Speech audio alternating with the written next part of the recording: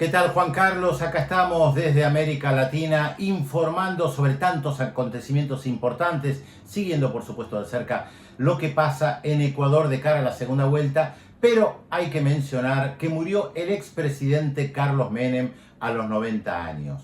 Un presidente que en la Argentina gobernó durante poco más de 10 años, un periodo muy extenso en una etapa muy interesante para analizar retrospectivamente. Menem asume el poder en 1989 y hay que tomar en cuenta el contexto general, la caída del muro de Berlín y después la desaparición de la Unión Soviética. Menem se adaptó muy rápidamente a los cambios y le impuso a su gestión un corte neoliberal clarísimo, rompiendo con toda la tradición del peronismo.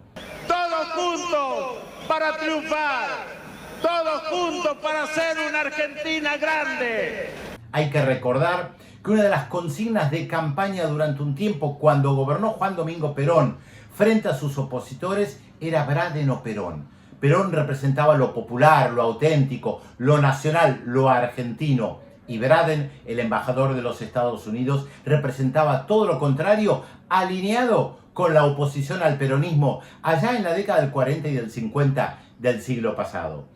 Carlos Menem asume en 1989 después de una profunda crisis económica en la Argentina y la hiperinflación, algo que marcó a sangre y a fuego, podemos decir, a la mayoría de la población en la Argentina.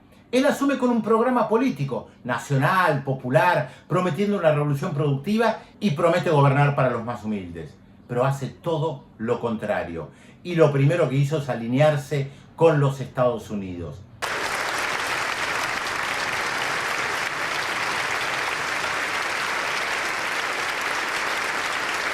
De hecho, es muy recordado el recibimiento que tuvo Carlos Menem como presidente en el Congreso de los Estados Unidos, aplaudido a rabiar por los congresistas que estaban ahí. Claro, lograban que un dirigente peronista abrazara al credo neoliberal y en vez de oponerse a las políticas imperialistas de los Estados Unidos, se sumara a ellas y de hecho Carlos Menem incluso sumó 2 pequeñas fragatas argentinas en la Guerra del Golfo en 1990. Algo que después se dijo que provocó los 2 atentados más importantes de la historia en la Argentina como represalia a esa participación. En 1992, el ataque a la Embajada de Israel en Buenos Aires y en 1994, el ataque a la Mutual Judía más importante de la Argentina, también en Buenos Aires, con decenas y decenas de muertes.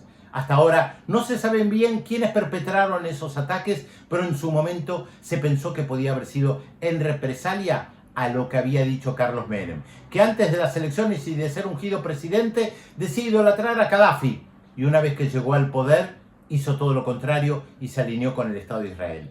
In these days of free economies, President Menem has taken the lead in privatization. Pero decía que el contexto internacional era muy importante, porque la década de los 90 en América Latina fue la década de la construcción del mito neoliberal, que todo el mundo iba a salir de la pobreza gracias a lo que se llamó el Consenso de Washington, aquel famoso documento elaborado justamente en Washington, que era como un decálogo de lo que se tenía que hacer en América Latina y que tuvo como sus mejores alumnos a Carlos Salinas de Gortari en México, Alberto Fujimori en el Perú y por supuesto Carlos Menem en la Argentina. Pero él fue el que implementó el Consenso de Washington más a fondo, privatizando prácticamente todo lo que se podía privatizar de las empresas públicas, incluida la Empresa Nacional del Petróleo, algo que no se atrevieron ni siquiera en países como México, como Perú o como Brasil. Nadie se animaba a privatizar la empresa que más le daba al país en petróleo, de la misma manera que Chile durante la dictadura Pinochet no privatizó el cobre. Tuve errores, claro que los tuve. Sin embargo, la consigna era, Menem lo hizo. Efectivamente, demonizó los sindicatos, destruyó gran parte del aparato productivo, llevó adelante que los servicios fuera considerado lo más importante, combatió el sindicalismo, combatió a la clase obrera, demonizó todo lo que significaba el espacio público, desmanteló gran parte del Estado y además, para quedar bien, con aquellos que lo habían metido preso durante la dictadura, los militares, logró a través de un acuerdo con Raúl Alfonsín, el expresidente, un indulto muy importante para la cúpula de los militares. Aquellos que dicen que es inconstitucional y hacen una serie de reflexiones sobre el tema, y bueno, nos pongamos de acuerdo y le saquemos esa facultad al presidente en la próxima reforma constitucional.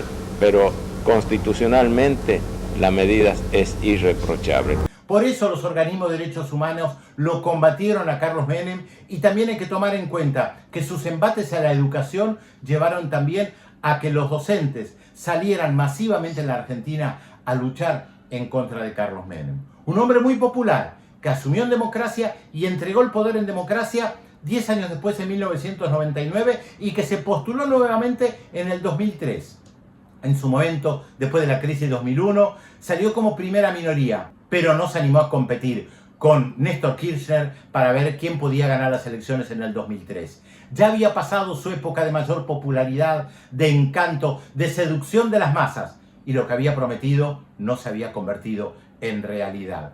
Por eso en el año 2003, Carlos Menem se retira de la segunda vuelta y deja el camino abierto para que Néstor Kirchner llegue a la presidencia. Sus últimos años los pasó como senador, oscilando entre apoyar algunas medidas que tomaba el gobierno de Cristina Fernández y un alineamiento con el sector más de derecha del peronismo. Ese peronismo que ha sabido albergar a tantas figuras políticas tan diferentes, más hacia la izquierda, más hacia la derecha. Menem osciló permanentemente, mientras fue gobernador de su provincia de La Rioja, o mientras acompañó a Perón, o mientras estuvo preso.